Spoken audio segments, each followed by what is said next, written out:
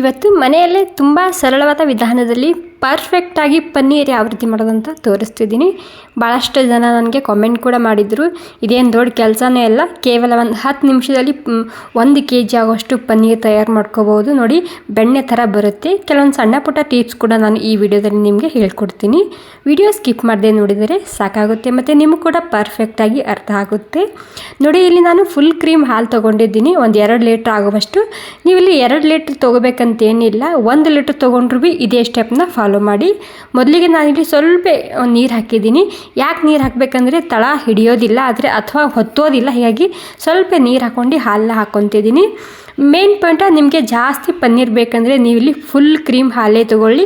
ಅದರಲ್ಲಿ ತುಂಬಾ ಸರಿಯಾಗಿ ಬರುತ್ತೆ ಪನ್ನೀರು ಮತ್ತು ಜಾಸ್ತಿ ಕ್ವಾಂಟಿಟಿದಲ್ಲಿ ಬರುತ್ತೆ. ನೋಡಿ, ಇವಾಗ ಎಲ್ಲ ಹಾಲು ನಾನು ಇದರಲ್ಲಿ ಹಾಕ್ಕೊಂಡಾಗಿದೆ. ಇವಾಗ ನಾನಿದು ಗ್ಯಾಸಿನ ಮೇಲೆ ಎತ್ತಿಟ್ಕೊತಿದ್ದೀನಿ. ಇವಾಗ ಹಾಲ ಕುದಿ ಬರಬೇಕು, ಕುದಿ ಬರೋ ತನಕ ವೇಟ್ ಮಾಡಬೇಕಾಗುತ್ತೆ. ಸೊ ಇವಾಗ ನಾನು ಮೀಡಿಯಮ್ ಗ್ಯಾಸ್ನಲ್ಲನ್ನು ಕುದಿ ಬರೋದಕ್ಕೆ ಇಟ್ಟಿದ್ದೀನಿ. ಇಲ್ಲಿ ಸೈಡ್ನಲ್ಲಿ ಒಂದು 2 ನಿಂಬೆಹಣ್ಣಿನ ರಸನ ಹಿಂಡ್ಕೊಂಡು ತೊಗೊತಿದ್ದೀನಿ. ಅಂದರೆ ನಾನಿಲ್ಲಿ 2 ಲೀಟ್ರ್ ಹಾಲು ತೊಗೊಂಡಿದ್ದೀನಲ್ವ, ಹೀಗಾಗಿ ನಾನಿಲ್ಲಿ ಒಂದು 2 ನಿಂಬೆಹಣ್ಣಿನ ರಸನ ತೊಗೊತಿದ್ದೀನಿ.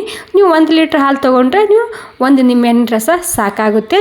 ಅಥವಾ ನೀವಿಲ್ಲಿ ನಿಂಬೆಹಣ್ಣಿನ ಬದಲಾಗಿ ವಿನೆಗರ್ ಇತ್ತಂದರೆ ವಿನೆಗರ್ ಕೂಡ ನೀವು ಇದಕ್ಕೆ ಬಳಸ್ಬೋದು, ಅದು ಕೂಡ ಪರ್ಫೆಕ್ಟಾಗಿ ಬರುತ್ತೆ ಪನ್ನೀರು. ನೋಡಿ, ಇವಾಗ ನಾನು ನಿಂಬೆಹಣ್ಣಿನ ರಸನ ತೊಗೊಂಡಿನಿ. ಇಷ್ಟು ನಿಂಬೆಹಣ್ಣಿನ ರಸ ಸಿಕ್ಕಿದೆ ನನಗೆ. ಸ್ವಲ್ಪ ಹೆಚ್ಚು ಕಮ್ಮಿ ಇರಲಿ, ಜಾಸ್ತಿನೇ ಇರಲಿ. ಇವಾಗ ಇಲ್ಲಿ ಹಾಲು ಕೂಡ ನೋಡೋಣ. ಅದಕ್ಕಿಂತ ಮೊದಲು ಇಲ್ಲಿ ಎಲ್ಲ ತಯಾರಿ ಮಾಡಬೇಕಾಗುತ್ತೆ. ಇಲ್ಲಿ ನೋಡಿ, ಈ ರೀತಿ ಒಂದು ಜಲ್ಡಿ ತೊಗೊಂಡಿದ್ದೀನಿ, ಕೆಳಗಡೆ ಒಂದು ದೊಡ್ಡ ಪಾತ್ರೆ ಇಟ್ಕೊಂಡಿನಿ ಮತ್ತು ಮೇಲೆ ಈ ರೀತಿ ಕಾಟನ್ ಬಟ್ಟೆನ ಹಾಕ್ಕೊತಿದ್ದೀನಿ. ಇದು ಮೊದಲೇ ತಯಾರು ಮಾಡಿ ಇಟ್ಕೋಬೇಕು. ಪನ್ನೀರ ಒಡೆದ ತಕ್ಷಣ ಅದು ಸೋಸ್ಕೋಬೇಕಾಗುತ್ತೆ. ಜಾಸ್ತಿ ಹೊತ್ತು ಬಿಸಿನೀರಲ್ಲಿ ಬಿಡಬಾರ್ದು, ಪನ್ನೀರ್ ಒಡೆದ ಮೇಲೆ ಹಾರ್ಡಾಗಿ ಬರುತ್ತೆ. ಹೀಗಾಗಿ ಇದು ಮೊದಲೇ ತಯಾರು ಮಾಡಿ ಇಟ್ಕೊಳ್ಳಿ. ನೋಡಿ, ಇಲ್ಲಿ ಹಾಲು ಕೂಡ ಇನ್ನೂ ಕುದಿ ಬಂದಿಲ್ಲ, ನೋಡ್ತಿರ್ಬೋದು. ಸ್ವಲ್ಪ ಮೇಲೆ ಕೆನೆ ಬಂದಿದೆ, ಒಳಗಡೆನೇ ಹಾಕ್ಕೊತಿದ್ದೀನಿ.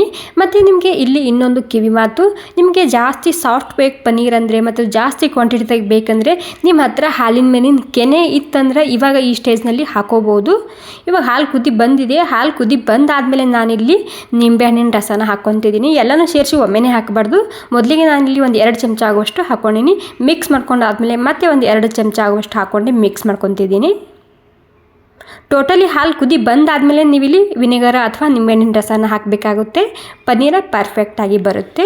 ನೋಡಿ, ಹಾಲು ಇನ್ನೂ ಒಡೆದಿಲ್ಲ, ಹೀಗಾಗಿ ಇನ್ನೂ ಒಂದು ಸ್ವಲ್ಪ ನಾನಿಲ್ಲಿ ನಿಂಬೆಹಣ್ಣಿನ ರಸನ ಹಾಕ್ಕೊತಿದ್ದೀನಿ. ಅಂದರೆ ಸ್ವಲ್ಪನೇ ನಿಂಬೆಹಣ್ಣಿನ ರಸ ಅಥವಾ ವಿನೆಗರ್ ಹಾಕ್ಕೊತ ನೀವು ಇಲ್ಲಿ ಮಿಕ್ಸ್ ಮಾಡ್ಕೊತ ಇರಬೇಕಾಗುತ್ತೆ. ನೋಡಿ, ಎಲ್ಲನೂ ಪನ್ನೀರ ಎಷ್ಟು ಸರಿಯಾಗಿ ಮೇಲೆ ಬಂದು ಕುತ್ಕೊಂಡಿದೆ ಅಂಥೇಳಿ. ಸೊ ಇನ್ನೂ ಒಂದು ಸ್ವಲ್ಪನೇ ಹಾಕ್ಕೊತಿದ್ದೀನಿ. ಇನ್ನೂ ಹಾಲು ಕಾಣ್ತಿದೆ ಕೆಳಗಡೆ ನನಗೆ. ಓಕೆ, ನೋಡಿ, ಮತ್ತೆ ಒಂದು ಸ್ವಲ್ಪನೇ ನಾನಿಲ್ಲಿ ನಿಂಬೆಹಣ್ಣಿನ ರಸನ ಹಾಕ್ಕೊಂಡೆ ಮಿಕ್ಸ್ ಮಾಡ್ಕೊತಿದ್ದೀನಿ. ಇವಾಗ ಗ್ಯಾಸ ಸ್ಲೋ ಇದೆ. ನಿಂಬೆಹಣ್ಣಿನ ರಸ ಹಾಕುವಾಗ ಗ್ಯಾಸ ಸ್ಲೋ ಇರಬೇಕು. ನೋಡಿ, ಪೂರ್ತಿಯಾಗಿ ನೀರು ಮತ್ತು ಪನ್ನೀರ್ ಬೇರೆ ಬೇರೆ ಆಗಿದೆ, ನೋಡ್ತಿರ್ಬೋದು. ಇವಾಗ ಇದನ್ನು ನಾನು ಫಟಾಫಟ್ ಅಂತ ಸೋಸ್ಕೊತಿದ್ದೀನಿ. ಈ ಬಿಸಿನೀರಲ್ಲಿ ಜಾಸ್ತಿ ಹೊತ್ತು ಪನ್ನೀರ್ ಬಿಟ್ಟರೆ ಏನಾಗುತ್ತೆ, ಹಾರ್ಡಾಗಿ ಬರುತ್ತೆ. ಹೀಗಾಗಿ ಇಲ್ಲಿ ನೀವು ಈ ಸ್ಟೆಪ್ನ ಫಟಾಫಟ್ ಅಂತೇಳಿ ಮಾಡಬೇಕಾಗುತ್ತೆ. ಅಂದರೆ ಒಡೆದ ತಕ್ಷಣ ಇದನ್ನು ಪಟಾಪಟ್ ಅಂತೇಳಿ ಈ ರೀತಿ ಸೋಸ್ಕೊಂಡು ಬಿಡಬೇಕಾಗುತ್ತೆ. ಇದೇ ಕಾರಣ ಪನ್ನೀರ ಹಾರ್ಡಾಗಿ ಬರುತ್ತೆ. ನೀವು ಜಾಸ್ತಿ ಹೊತ್ತು ಇದರಲ್ಲೇ ಬಿಟ್ಟರೆ, ಅಂದರೆ ಬಿಸಿನೀರಲ್ಲಿ ಒಡೆದ ತಕ್ಷಣ ಬಿಡಬಾರ್ದು. ಅದನ್ನು ತಣ್ಣೀರಿನಲ್ಲಿ ಈ ರೀತಿ, ಮತ್ತು ನಾನಿಲ್ಲಿ ತಣ್ಣೀರು ತೊಗೊಂಡಿದ್ದೀನಿ, ಫುಲ್ಲು ಕೋಲ್ಡ್ ನೀರು ಇದರಲ್ಲಿ ಹಾಕ್ಕೊಂಡು ಈ ರೀತಿ ಇದನ್ನು ನಾನು ಇದು ಮಾಡ್ಕೊತಿದ್ದೀನಿ. ಅಂದರೆ ನೋಡಿ, ಇವಾಗ ಇದನ್ನು ನಾನು ನೀರೆಲ್ಲ ತಕ್ಕೊತಿದ್ದೀನಿ. ಇಲ್ಲಿ ಮೇನ್ ಪಾಯಿಂಟ, ಪನ್ನೀರ್ ಬಿಸಿ ಇತ್ತಂದರೆ ಮೇಲೆ ಈ ರೀತಿ ನೀವು ಇಲ್ಲಿ ನೀರನ್ನ ಹಾಕೋಬೇಕಾಗುತ್ತೆ. ಅದು ಬಿಸಿಯಾಗಿ ಬಿಟ್ಟರೆ ಏನಾಗುತ್ತೆ, ತಯಾರಾದಮೇಲೆ ಹಾರ್ಡ್ ಆಗುತ್ತೆ ಅಥವಾ ನೀವು ಕಟ್ ಮಾಡುವಾಗ ಚೂರು ಚೂರು ಆಗುತ್ತೆ ಅದು. ಓಕೆ, ನೋಡಿ, ಟೋಟಲಾಗಿ ಪನ್ನೀರ್ ಪೂರ್ತಿಯಾಗಿ ತಣ್ಣಗಾಗಬೇಕು. ಅಲ್ಲಿ ತನಕ ನೀವು ಇಲ್ಲಿ ನೀರು ಹಾಕೊತಾನೆ ಇರಬೇಕಾಗುತ್ತೆ. ತಣ್ಣೀರ ಟೋಟಲಿ ತಣ್ಣಗಾಗಿದೆ ಇವಾಗ. ಹೀಗೆ ನಾನಿಲ್ಲಿ ಇದನ್ನು ಕ್ಲೀನಾಗಿ ಹಿಂಡ್ಕೊಂಡು ತೊಗೊತಿದ್ದೀನಿ. ಒಂದು ಸ್ವಲ್ಪ ಕೂಡ ನೀರು ಇರಬಾರ್ದು ಇದರಲ್ಲಿ, ಆ ರೀತಿ ಹಿಂಡ್ಕೋಬೇಕಾಗುತ್ತೆ ನೀವಿಲ್ಲಿ. ಮತ್ತು ನಿಮಗೆ ಇನ್ನಷ್ಟು ಏನಾದರೂ ಕನ್ಫ್ಯೂಷನ್ ಇತ್ತಂದರೆ ನೀವು ಕಾಮೆಂಟ್ ಮಾಡಿ ಕೇಳ್ಬೋದು. ಹಾಗೆ ನಿಮಗೆ ಈ ರೆಸಿಪಿ ಸ್ವಲ್ಪನಾದರೂ ಇಷ್ಟ ಆಗಿದರೆ ಒಂದು ಲೈಕ್ ಮಾಡೋದು ಮಾತ್ರ ಮರಿಬಾರ್ದು. ಓಕೆ, ನೋಡಿ, ಕ್ಲೀನಾಗಿ ನಾನು ಎಲ್ಲ ನೀರು ಹಿಂಡ್ಕೊಂಡು ಈ ರೀತಿ ಮೇಲೆ ಒಂದು ವಜ್ಜಿ ಇಡ್ತಿದ್ದೀನಿ. ಸುಮಾರು ಒಂದು 3-4 kg ಆಗುವಷ್ಟು ಇಟ್ಟಿದ್ದೀನಿ ನಾನಿಲ್ಲಿ. ಸುಮಾರು 1 ಗಂಟೆ ಆಗೋ ತನಕ ಬಿಟ್ಟಿದ್ದ. ಇವಾಗ ನಿಮಗೆ ತೋರಿಸ್ತಿದ್ದೀನಿ. 1 ಗಂಟೆ ಬಿಟ್ಟು ಸಾಕಾಗುತ್ತೆ. ಎಷ್ಟು ಸರಿಯಾಗಿ ಬಂದಿದೆ, ಎಷ್ಟು ಸಾಫ್ಟಾಗಿ ಬಂದಿದೆ ನೋಡಿ. ವಾವ್, ಬೆಣ್ಣೆ ಥರ ಬಂದಿದೆ. ಸೊ ಒಂದು ಸ್ವಲ್ಪ ಈ ವಿಧಾನದಲ್ಲಿ ನೀವು ಪನ್ನೀರನ್ನ ಮಾಡಿ ನೋಡ್ಬೋದು, ಎಷ್ಟು ಸರಿಯಾಗಿ ಬಂದಿದೆ ಅಲ್ವಾ.